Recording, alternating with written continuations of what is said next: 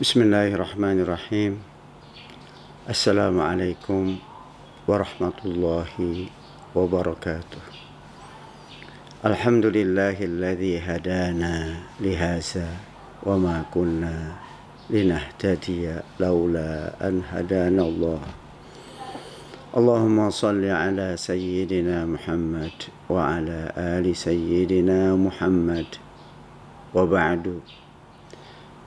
Saudara-saudaraku yang dirahmati Allah, wabil khusus keluarga besar pesantren terpadu Darul Quran Mulia, para ustaz dan ustazah, para santri SMP, SMA, dan mahasiswa STIU, ikhwan, akhwat, serta para orang tua, bapak dan ibu. Semoga Allah Subhanahu wa ta'ala melimpahkan rahmat dan hidayahnya kepada kita semuanya. Kita lanjutkan kajian kita tentang surat-surat dalam Juz Amma bagian paruh keduanya. Pada waktu yang lalu kita sudah membahas surat Al-A'la, dan surat berikutnya adalah surat Al-Ghasyiyah. Saudara-saudaraku yang dirahmati Allah, Al-Ghasyiyah merupakan salah satu di antara nama-nama hari kiamat. Al-Ghasyiyah sendiri artinya yang menutup. Kenapa kiamat itu disebut Al-Ghasyiyah?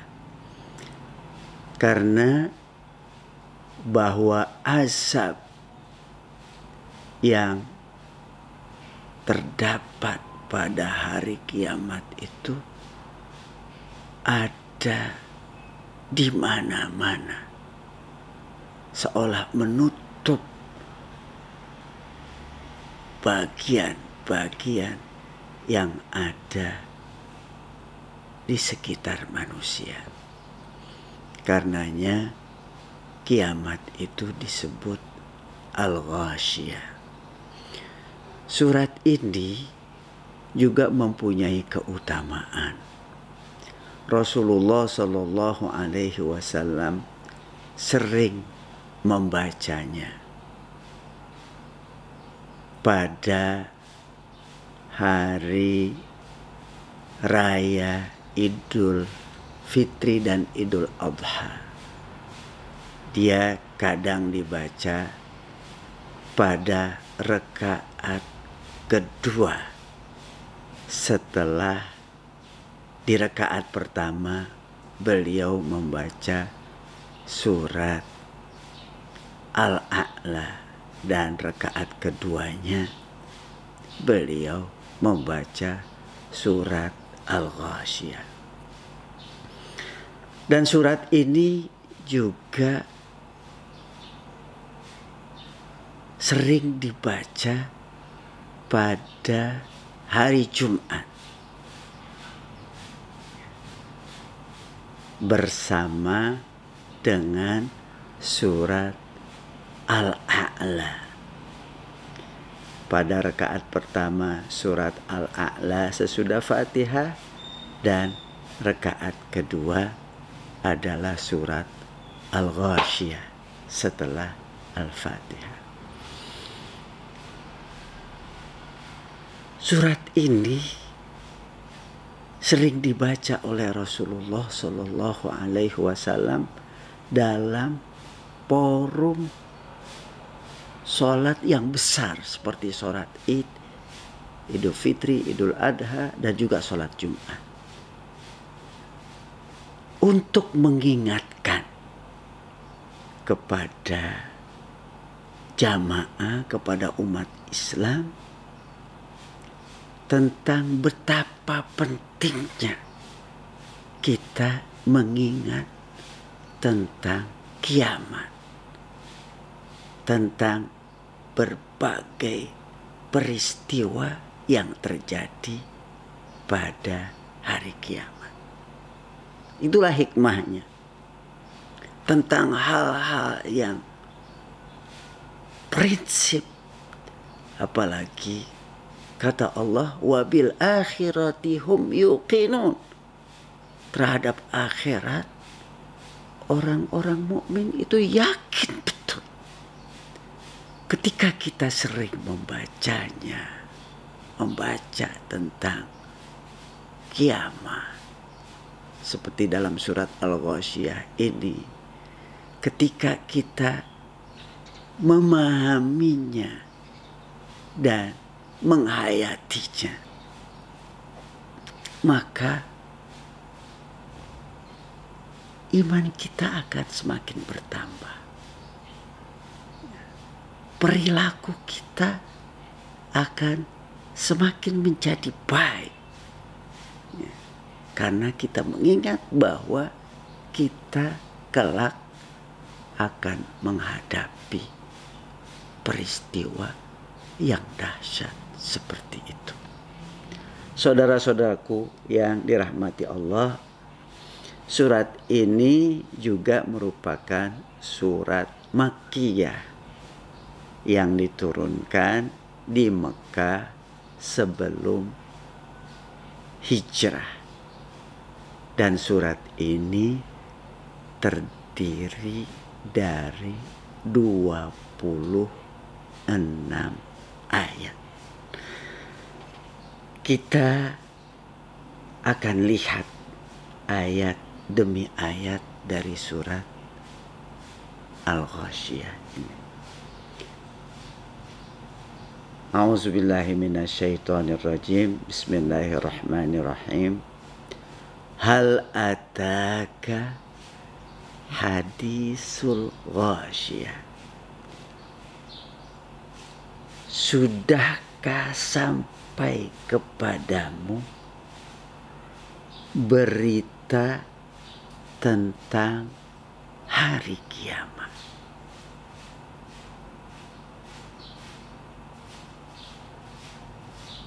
Sebuah pertanyaan dari Allah Subhanahu wa Ta'ala kepada Rasulullah Sallallahu Alaihi Wasallam dan juga kepada para sahabat-sahabat serta kepada kita pengikut Rasulullah Sallallahu Alaihi Wasallam. Sudahkah sampai kepadamu berita tentang hari kiamat? Ketika ayat ini dibacakan oleh Rasulullah Sallallahu Alaihi Wasallam, di antara sahabat merespon dengan jawaban, sudah sampai berita tentang hari kiamat. Ayat berikutnya, wujuhu yawma idzin khashi'ah. Pada hari itu banyak wajah yang tertunduk hina. Khashi'ah. Wajah-wajah pada hari itu banyak yang tertunduk hina. Ketika melihat peristiwa kiamat itu. orang tidak berani untuk menegakkan kepalanya. Taubahnya barangkali seperti orang yang baru dimasukkan ke dalam penjara, sementara yang lama-lama itu sudah babak belur disiksa. Maka orang yang masuk kemudian itu dia tertunduk. Begitu juga orang yang lama yang melihatnya juga tertunduk. Takut dia melihat siksaan yang terjadi pada orang yang sudah ada di dalamnya. Wujuhu yawma idzin khashi'ah. Pada hari itu banyak wajah yang tertunduk, hina. Ayat berikutnya, amilatun nasibah. Karena bekerja keras lagi kepayahan. Sebagian ulama menyebutkan karena bekerja keras terus menerus melakukan perbuatan yang menyimpang, perbuatan maksiat.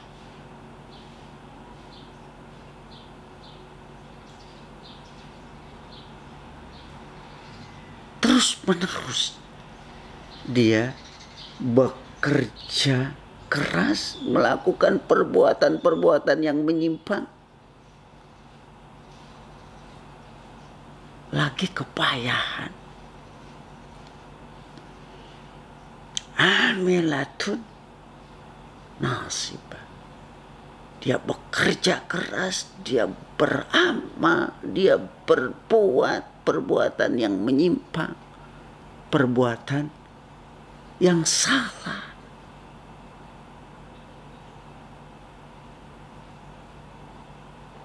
Yang keliru.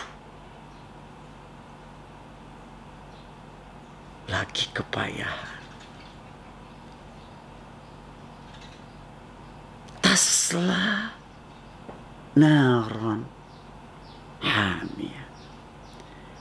Mereka memasuki api yang sangat panas, api neraka.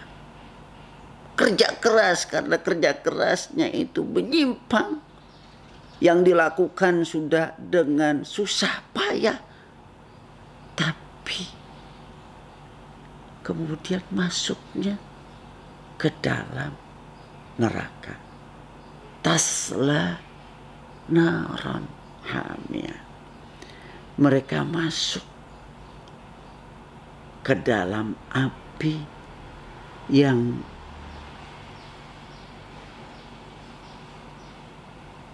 sangat panas, api neraka. Semoga Allah Subhanahu wa ta'ala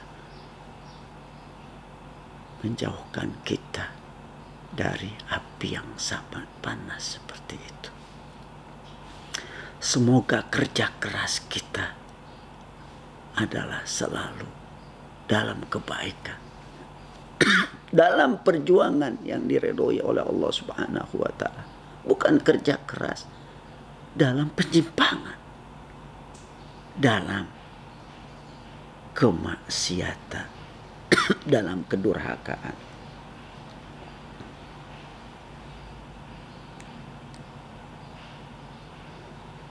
Tusqa min ainin aniyah.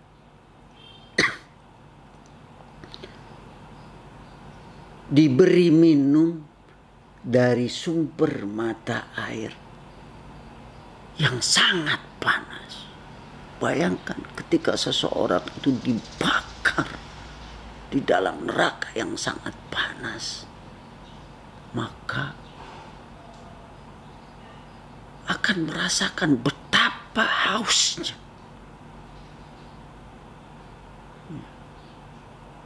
Pernah satu kali ketika terjadi kebakaran, seorang tetangga, dia terbakar pakaiannya, kemudian dia berlari mencari rumah tetangga. Setelah masuk rumah tetangga, langsung dia nyebur ke dalam kolam tetangga itu untuk mematikan api itu dan sekaligus untuk menghilangkan rasa hausnya. Begitulah orang yang terbakar, haus yang luar biasa. Dia membutuhkan minum. Sementara tidak ada minuman kecuali diberi minum dari sumber mata air yang sangat panas. Tusqa min ainin aniyah. Bayangkan betapa pedihnya orang ketika dia terbakar panas, lalu dia mendapatkan air, minuman dari yang sangat panas, maka kulitnya itu akan melempung. Ya. Jadi rasa sakit yang luar biasa. Begitu orang-orang yang durhaka, yang melakukan perbuatan maksiat terus-menerus. Setelah dimasukkan ke dalam neraka, lalu diberikan minuman dari mata air yang sangat panas. Tusqa min ainin aniyah.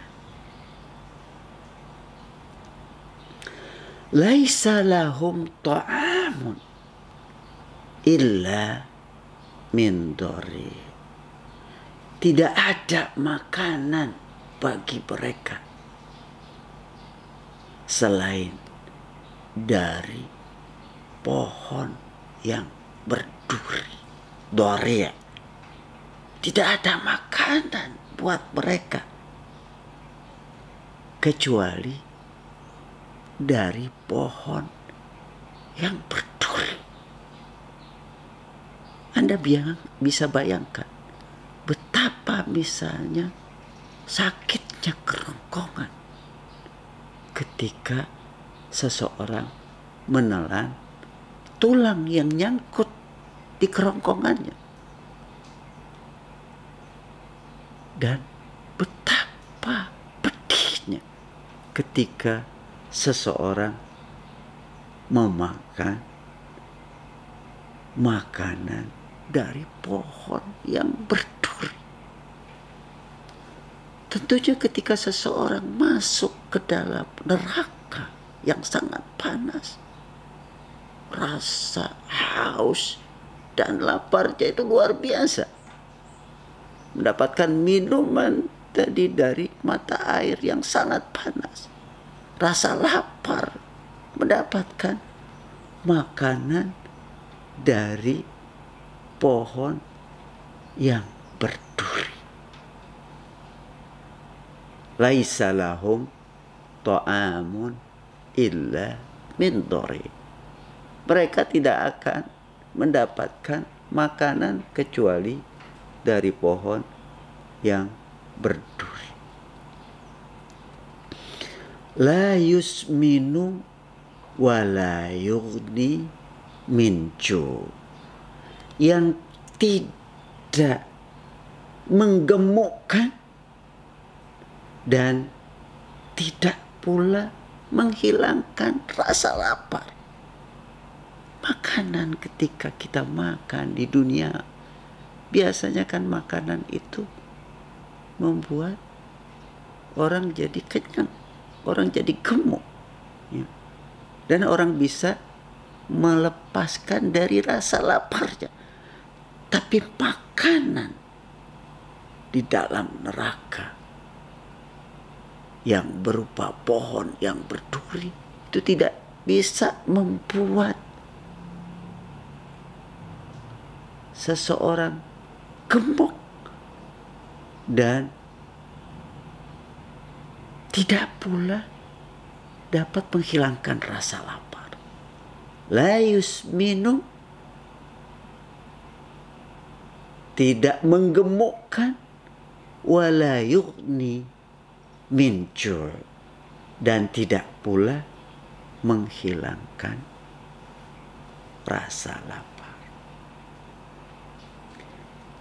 Itu gambaran tentang orang yang berbuat durhaka terus-terusan, penyimpangan terus-terusan, masuk ke dalam neraka yang sangat panas, minuman dari air mata yang sangat panas, mata air yang sangat panas, makanan dari pohon berduri yang tidak bisa menggemukkan dan tidak pula bisa menghilangkan rasa lapar. Setelah itu Allah Subhanahu wa ta'ala menjelaskan, wujuhu yawma idzin na'imah. Pada hari itu banyak pula wajah yang berseri-seri dari sisi yang lain.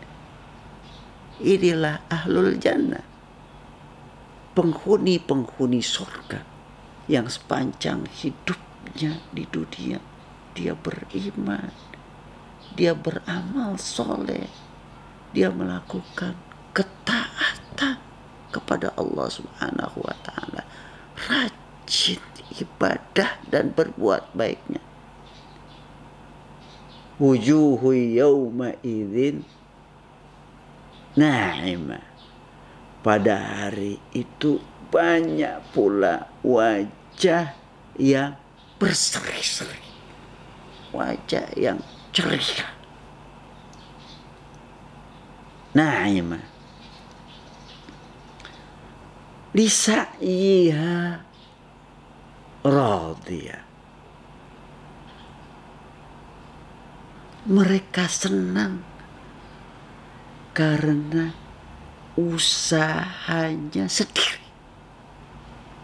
Lisa'yiha, karena usahanya, radiyah, yang mereka sukai. Mereka mendapatkan balasan berupa wajah yang berseri-seri itu karena usahanya, karena amalnya yang dia senangi. Bukan saja dia senangi, dia yang radiyatan mardiyah, dianya senang dengan perbuatannya dan Allah pun ridho dengan perbuatan itu. Allah pun senang. Begitu kita diingatkan bahwa seseorang itu mendapatkan balasan berupa wajah berseri-seri, masuk ke dalam surga karena usahanya sewaktu hidupnya di dunia, karena imannya dan amal solehnya, seperti yang digambarkan dalam surat Al-Asr.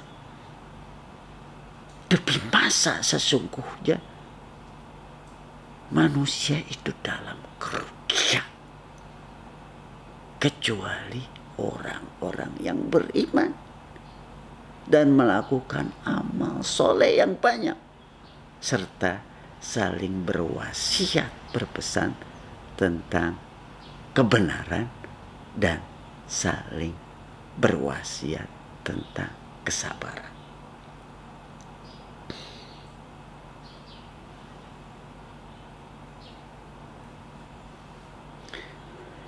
Fi jannatin aliyah. Ayat berikutnya. Mereka dalam surga yang tinggi. Muka yang berseri-seri. Ya. Yang senang dengan usahanya sendiri yang dilakukan, dengan iman dan amal solehnya. Allah masukkan mereka ke dalam surga yang tinggi. Fi jannatin aliyah. Di dalam surga yang tinggi. La tasma'u fiha laghiyah. Di sana, di dalam surga itu, kamu tidak mendengar perkataan yang tidak berguna. Ya. Laghu atau laghiyah. Perkataan yang tidak berguna.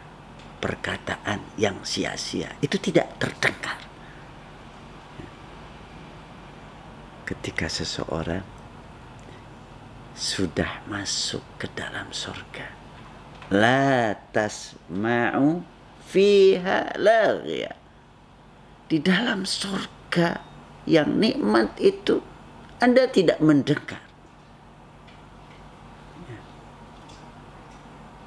perkataan yang sia-sia, perkataan yang tidak berguna. Di ayat lain dikatakan illa qilan salaman salama, kecuali ucapan selamat, selamat. Ya. Bayangkan seperti ketika seseorang sedang melakukan walimah, ya, pesta pernikahannya, masuk orang dari depan, dari samping, dari kiri, kanan, dari belakang. Semuanya mengucapkan selamat. Tidak ada di dalam surga itu ucapan yang sia-sia. La tasma'u fiha laghiyah. Di sana, di dalam surga, kamu tidak mendengar perkataan yang tidak berguna. Fiha ainun jariyah. Di dalamnya, di dalam surga, ada mata air yang mengalir.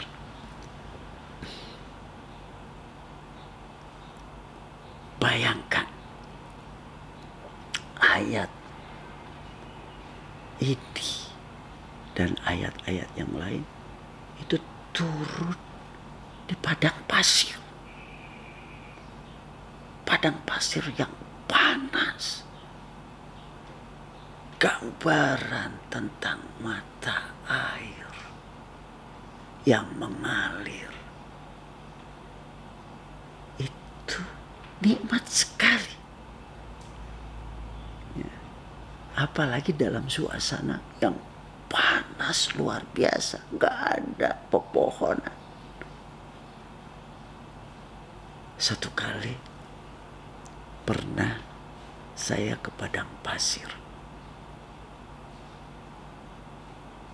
menonton orang-orang Arab yang sedang menonton selokan air yang dialirkan di tengah-tengah padang pasir. Bukan menonton selokan itu, tapi menonton orang yang datang berbondong-bondong ke tengah padang pasir untuk melihat air mengalir, selokan yang mengalir. Coba bayangkan dalam suasana seperti di padang pasir yang panas, kemudian disebutkan fiha ainun jariyah, di dalamnya ada mata air yang mengalir. Sungguh nikmat sekali gambaran itu, menyejukkan sekali. Fiha sururun marfu'ah, di sana di dalam sorga ada dipan-dipan yang ditinggikan, dipan yang tinggi. Subhanallah. Bukan saja dipan-dipan, tapi dipan-dipan yang tinggi di dalam surga itu. Sururun marfu'ah, tempat tidur atau dipan yang tinggi.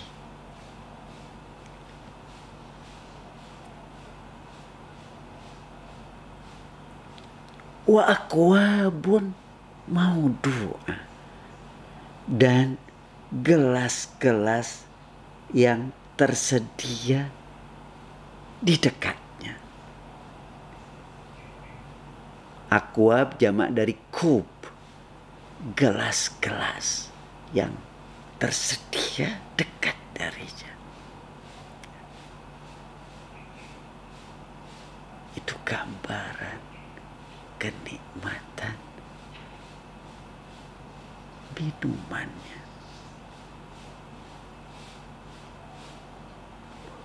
Wa namariqu masfufa, dan bantal-bantal sandaran yang tersusun. Biasanya orang Arab itu di ruangan tamunya itu bukan terdiri dari kursi-kursi, tapi ruangan tamu yang agak tinggi, lalu di situ tersusun bantal-bantal untuk bertelekan. Ya. Betapa nikmatnya gambaran tentang bantal-bantal yang tersusun. Wa namariqu masfufa, dan bantal-bantal sandaran yang tersusun. Wa zarabiyyu mabsusa, dan permadani yang terhampar luas. Permadani.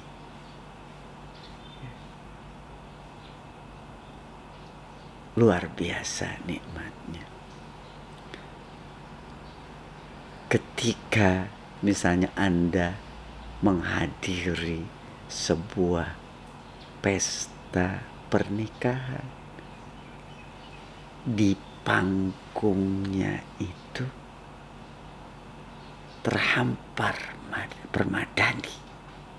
Ya, di samping dia sebagai hiasan, dia juga sebagai penutup panggung itu, dan dari jalan pintu masuk menuju panggung itu juga terhampar permadani. Ya, orang akan melewati. Betapa gambaran tentang permadani yang terhampar itu. Begitu nikmatnya. Nikmat dilihat, nikmat juga dirasakan ketika seseorang menginjaknya. Wa namariqu mabsusa, dan permadani-permadani yang terhampar.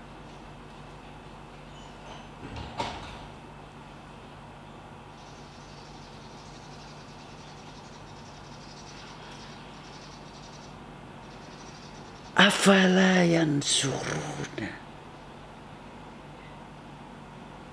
ilal ibili kaifa khuliqat. Sesudah Allah Subhanahu wa ta'ala menggambarkan tentang orang-orang yang masuk ke dalam neraka, wajah yang ketakutan, yang tunduk. Setelah itu menggambarkan tentang surga, orang yang mukanya berseri-seri, berikut dengan berbagai kenikmatannya. Lalu Allah Subhanahu wa ta'ala menggugah perasaan manusia, perasaan kita untuk bertafakur, melihat kebesaran ciptaan Allah Subhanahu wa ta'ala dari sesuatu yang ada di sekitar kita. Sudah barang tentu buat orang-orang Arab yang dekat dengan mereka itu adalah lingkungan sekitarnya, seperti kita. Afala yanzuruna ilal ibili kaifa khuliqat. Maka tidakkah mereka memperhatikan unta bagaimana diciptakan? Unta bagaimana diciptakan? Unta yang bisa berjalan jauh di tengah padang pasir yang panas. Unta yang bisa memikul beban yang berat banyak. Unta sebagai kendaraan untuk bepergian, untuk mengangkut barang. Afala yansuruna ilal ibili kaifa khuliqat. Maka tidakkah mereka memperhatikan, tidakkah mereka lihat unta, bagaimana unta itu diciptakan? Allah Subhanahu wa ta'ala tidak membiarkan kepada manusia itu ya, untuk berjalan dengan dua kakinya saja, memikul beban yang berat dengan punggungnya saja. Coba lihat di sekitar Anda, unta, bagaimana Allah menciptakannya. Begitu Allah Subhanahu wa ta'ala dengan nada bertanya, menggugah pikiran kita untuk melihat ya, apa yang ada di sekitar kita.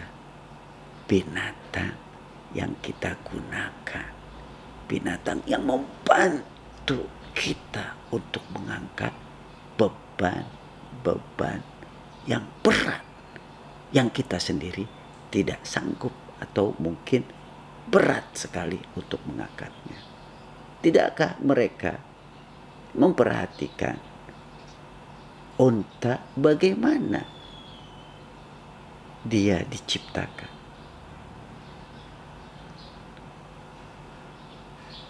Wa ilas samai kaifa rufi'at.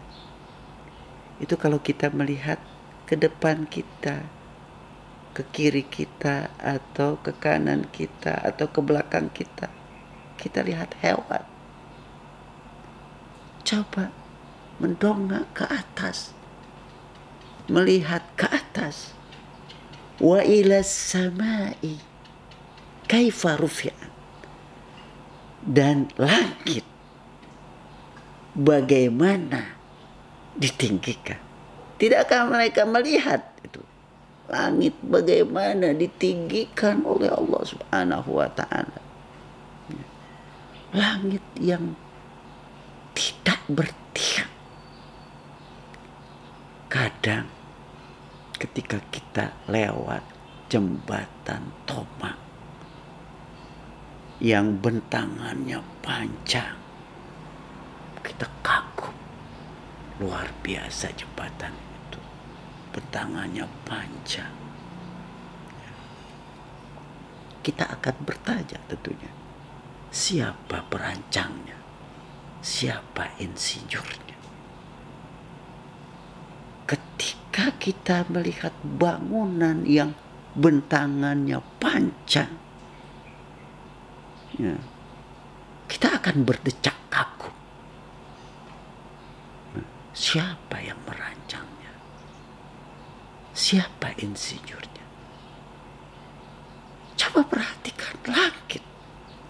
Wa ila samai kaifa rufi'at.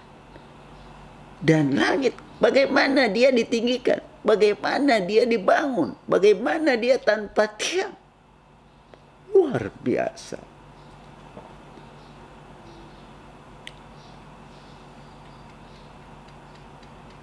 Wa ilal jibali kaifa nusibat. Dan gunung-gunung, jibal, gunung-gunung, bagaimana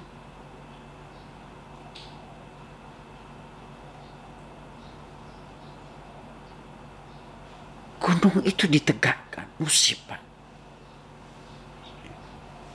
Gunung itu dipancangkan, ditegakkan. Gunung-gunung yang terlihat di sana begitu besarnya, dia menghunjam ke dalam perut bumi.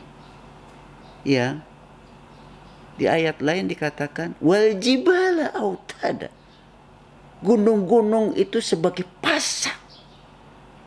Pasak yang membuat bumi itu tidak goncang. Tidakkah mereka perhatikan gunung-gunung bagaimana ditinggikan? Belum lagi manfaat lain dari gunung itu. Ya, tumbuh di situ pepohonan, hutan. Mereka mengambil kayunya. Mereka mengambil binatang-binatang yang tumbuh di gunung itu. Mereka menikmati udaranya yang sejuk. Tidakkah mereka lihat gunung-gunung itu? Bagaimana gunung itu ditinggikan? Berikutnya wa ilal ardi kaifa sutihat. Dan bumi bagaimana dia dihamparkan. Tidakkah mereka lihat bumi yang terhampar luas? Bagaimana dia terhampar seperti itu? Ya. Dia bukan terjadi dengan sendirinya, tapi dia diciptakan oleh Sang Pencipta. Kita bisa berjalan padahal bumi itu bundar, bulat.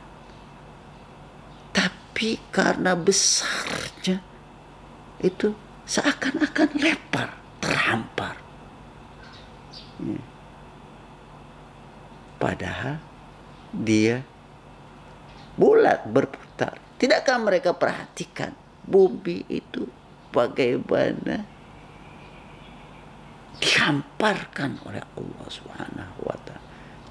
Dibuat begitu luasnya, terhampar. Kita bisa tinggal membangun rumah di situ. Kita bisa bercocok tanam di situ, berkebun di situ. kita bisa bermain, berjalan-jalan di situ. Tidakkah manusia itu memperhatikan segala kebutuhannya? Seperti tadi, binatang, unta,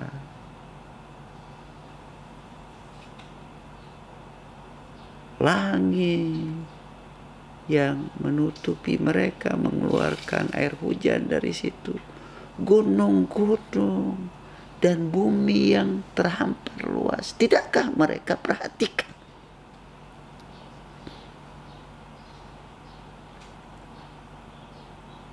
Itu bukan terjadi dengan sendirinya. Ada Sang Pencipta, dialah Allah Subhanahu wa Ta'ala, yang menciptakannya, yang memeliharanya untuk kita manusia. Kalau kita mau bertafakur, niscaya kita akan sampai pada kesimpulan, Subhanaka ma khalaqta hadza batila. Maha suci Engkau. Kau tidak ciptakan ini sia-sia. Ini ciptaanmu. Satu kali pernah orang Badui ditanya, bagaimana kamu percaya bahwa Tuhan itu ada? Lalu dia katakan, adanya kotoran unta di padang pasir, yang terlihat kotorannya, itu menunjukkan ada ontanya. Tapi ontanya sudah lewat. Ya. Adanya bekas-bekas tapak kaki orang berjalan, itu tandanya ada orang yang pernah berjalan.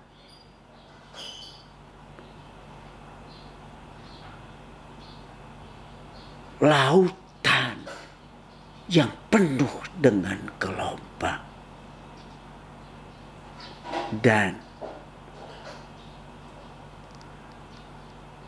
langit yang penuh dengan bintang ke bintang. Bukankah itu sebagai tanda adanya Sang Pencipta dan Pengatur, Allah Subhanahu wa Ta'ala? Begitu logikanya orang Badui. Adanya ayat atau tanda-tanda kebesaran Allah menunjukkan adanya Allah yang mencipta. Menunjukkan adanya Allah yang memelihara ciptaannya itu. Wa ilal ardi kaifa sutihat. Dan bumi bagaimana dia dibentangkan. Itu yang ada di sekitar kita. Ya. Binatang, gunung, langit, bumi. Karenanya kemudian Allah Subhanahu wa Ta'ala katakan pada ayat berikutnya, fazakir, maka ingatkanlah, maka berikanlah peringatan. Fama anta innama anta mudzakir, sesungguhnya kamu hanyalah orang yang memberikan peringatan. Ingatkan wahai Muhammad. Ingatkan kepada siapa? Nggak disebutkan objeknya. Kepada siapa saja. Tugas kamu adalah untuk mengingatkan. Fadzakir innama anta mudzakir. Maka berikan peringatan. Karena sesungguhnya engkau, wahai Muhammad, hanyalah pemberi peringatan. Begitu Allah Subhanahu wa Ta'ala berpesan kepada Rasulullah. Itulah tugas Rasulullah untuk mengingatkan. Mengingatkan manusia yang lalai, mengingatkan manusia yang lupa, mengingatkan manusia yang gak sadar, mengingatkan manusia yang menyimpang. Tugas kamu hanyalah memberi peringatan. Kita gak boleh memaksa-maksa seseorang. Ya. La ikraha fiddin. Gak boleh, gak ada pemaksaan dalam agama. Kita gak boleh memaksa-maksa orang, kamu harus masuk Islam.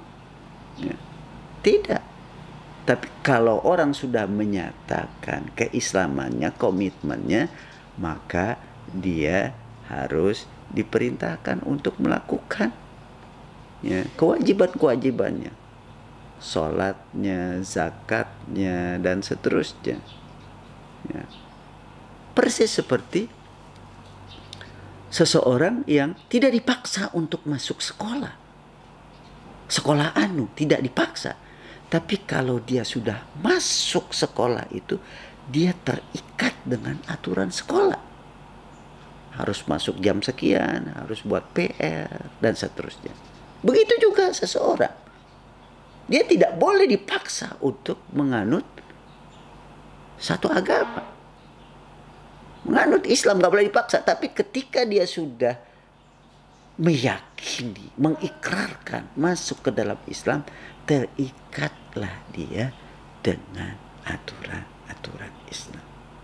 Innama anta muzakir.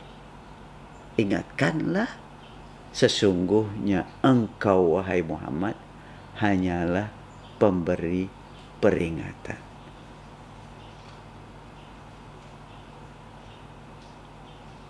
Lasta alaihim bimusaitir. Engkau bukanlah orang yang berkuasa atas mereka. Ya. Engkau bukanlah orang yang berkuasa, yang memaksakan atas mereka. Lasta alaihim bimusaitir. Engkau bukanlah orang yang berkuasa, yang bisa memaksa atas mereka.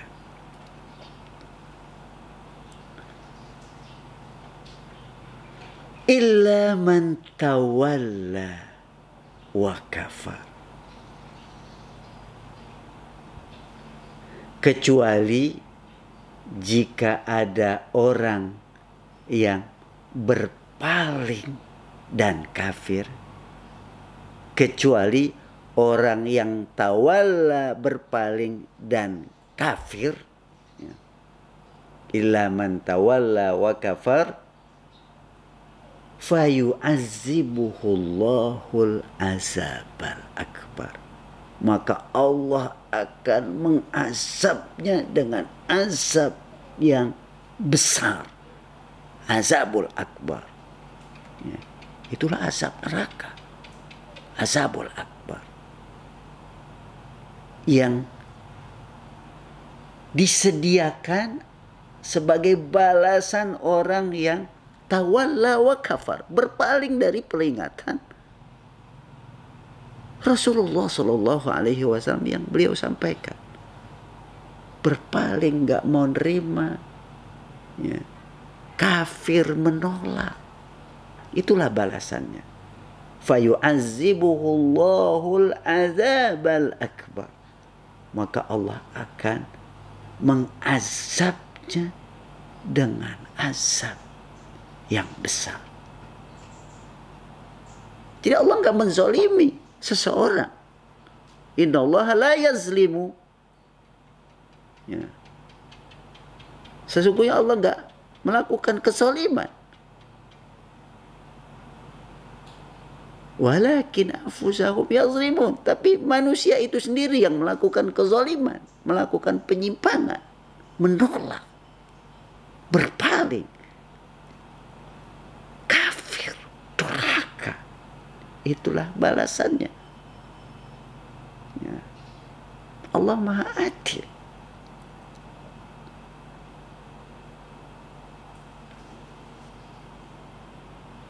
inna ilaina iyabahum.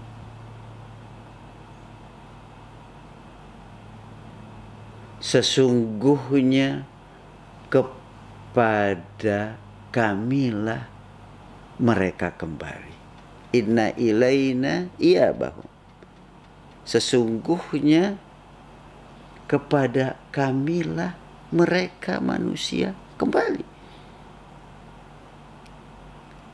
Nah, karenanya itu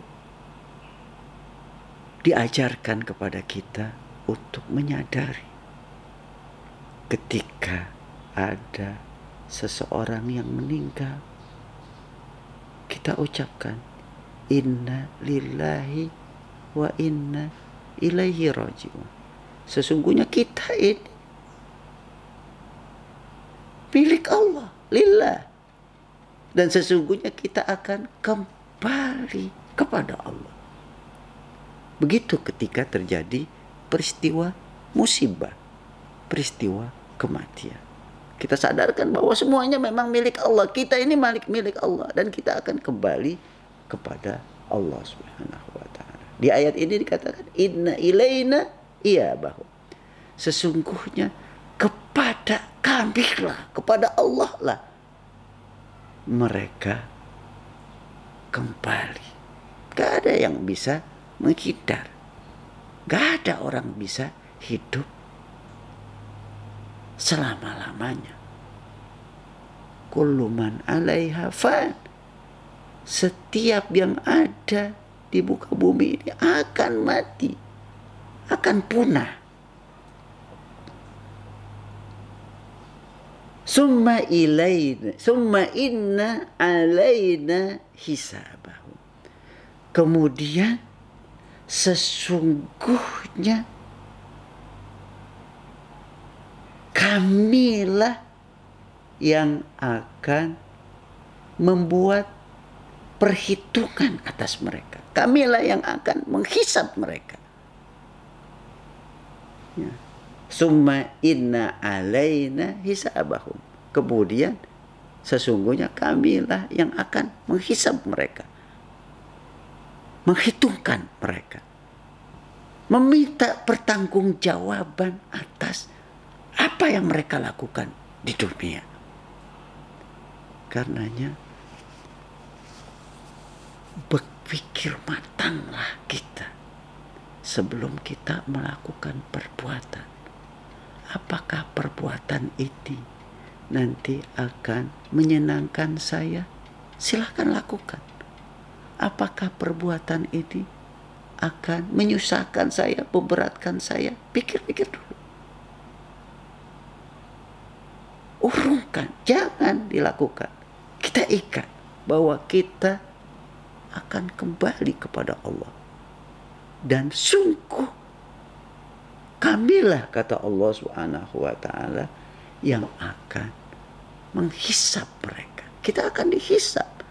Kita akan diminta pertanggungjawaban atas segala yang kita lakukan sewaktu hidup kita di dunia.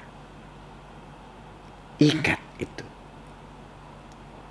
bahwa kita akan kembali kepada Allah Subhanahu wa ta'ala, bahwa sesungguhnya Allah akan menghisab kita. Hisablah dulu diri kita. Hasibu anfusakum qabla an tuhasabu. Perhitungkan diri. Ya. Sudah banyakkah kita melakukan perbuatan yang baik? Ya. Sudahkah kita beristighfar, bertorbat atas dosa-dosa kesalahan kita? Hisab dulu, hitung-hitung dulu. Sebelum kamu nanti dihitung. Begitu kata Umar bin Khattab. Saudara-saudaraku yang dirahmati Allah, inilah tafsir surat Al-Ghasyiyah. Ya. Yang bercerita tentang kiamat. Dan kita tentu kelak akan mengalaminya. Semoga Allah Subhanahu wa Ta'ala selalu membimbing kita ke jalan yang benar. Allah jauhkan kita dari azab neraka, dan Allah tunjukkan kita perbuatan-perbuatan yang diridhoinya, yang mengantarkan kita masuk ke dalam surganya Allah Subhanahu wa Ta'ala. Subhanakallahumma wa bihamdika asyhadu an la ilaha illa anta astaghfiruka wa atubu ilaik. Assalamualaikum warahmatullahi wabarakatuh.